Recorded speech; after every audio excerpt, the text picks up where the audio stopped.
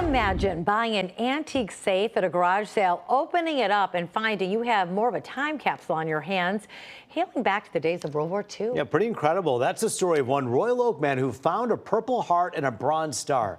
Let's get live to Fox News' Dave Kinchin. He has more on the effort to try to return the medals to the family of this American hero. Dave, what are the hints? What are the clues here?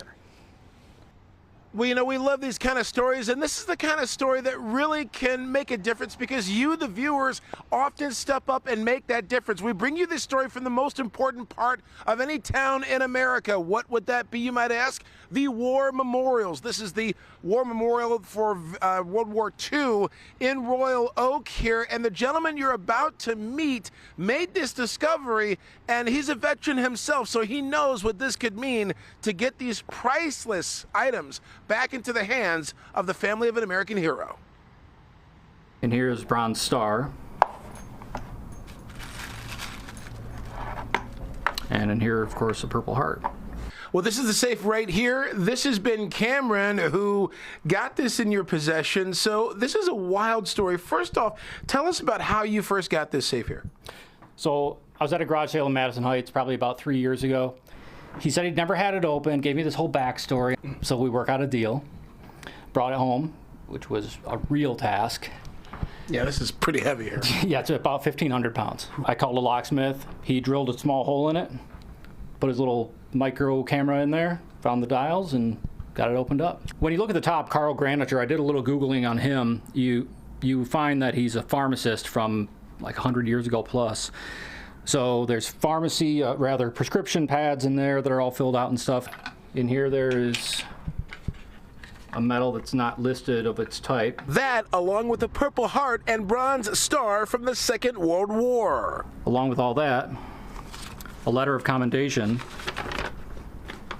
to the recipient, dated June 30th, 1945. It says that Private First Class Milford Magnuson received the Bronze Star as well as the Purple Heart for meritorious service under fire in the Pacific Theater of World War II. Despite the intense enemy fire, Private Magnuson, with utter disregard for his own safety, moved forward and administered first aid to every wounded man in the platoon. Several of the wounded he carried back to a position of safety from which literalers could evacuate them. In addition to caring for the men of the machine gun platoon, Private Magnuson cared for more than 20 riflemen during the day. When he ran out of medical supplies, he proceeded to the aid station for more supplies, even though he was under enemy mortar and artillery fire along the entire route. This is American history. This is a family's history.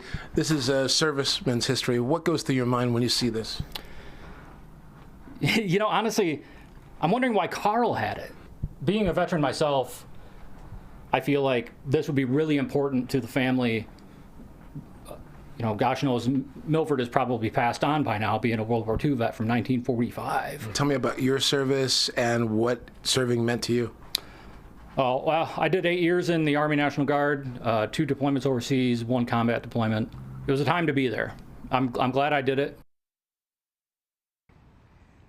So there's a two-pronged approach to all of this. Ben is trying to find Carl's family and trying to find Milford's family. If you might recognize any of the details in this story, we're going to have a link on our website, fox2detroit.com, and you can work with us, and we will get you connected to Ben and do another story, hopefully, to connect all of this and really bring some personal history back to families here who would love this so much. We're live in Royal Oak. Dave Kinchin, Fox 2 News. Yeah, real find right there. I mean, any identifiers, anything really specific to link these people? Because in this day and age, though, it's not that hard once you have a few pieces of information to be able to get the details and find them.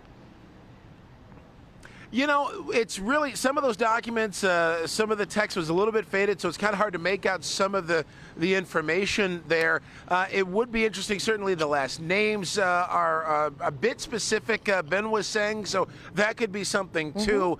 But, you know, we did a story similar to this really about a year ago when a gentleman was working on a house and found a passport from the 1950s inside of a wall. Well, we did that story and showed the passport and the name and everything everything else. And guess what? That story got shared, connected to family out of state, and we were able to do a follow-up. And the family of that passport owner, we were able to get it back into their hands, a document from the 50s. So I think chances are somebody may see something, this will get shared on social media, right, and folks will take it from there. Social media used for good right there. Thanks so much, Dave. We'll wait and see what happens.